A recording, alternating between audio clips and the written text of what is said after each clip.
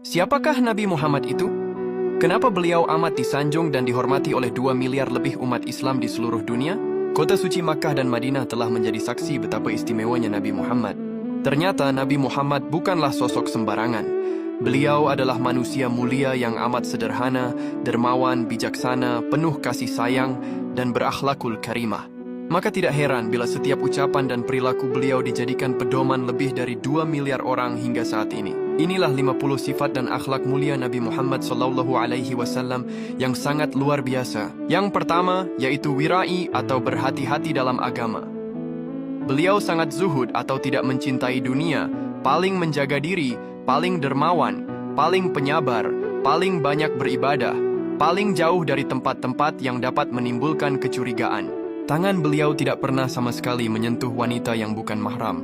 Selanjutnya, apabila menasihati, Nabi Muhammad tidak menyebut nama orang tertentu akan tetapi mengumumkan nasihatnya untuk semua orang untuk menjaga kehormatan orang itu di masyarakat dan tidak membuatnya malu bergaul.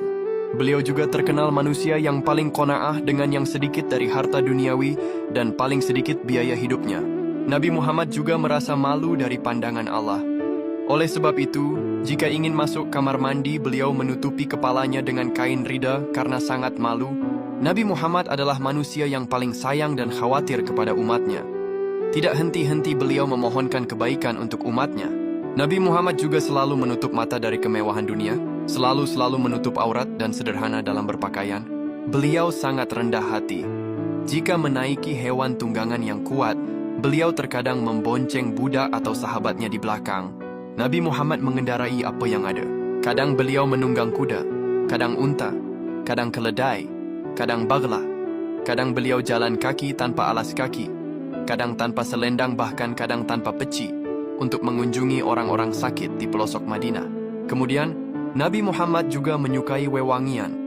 Tidak membedakan status, selalu menyayangi fakir miskin, menghargai lawan bicara, sosok pemaaf, bercanda tanpa dusta, dan ketika tertawa beliau hanya melakukannya dengan senyuman tanpa meninggikan suara. Nabi Muhammad juga terkenal toleran, tidak mudah tersinggung, dan beliau tidak menyimpan dendam.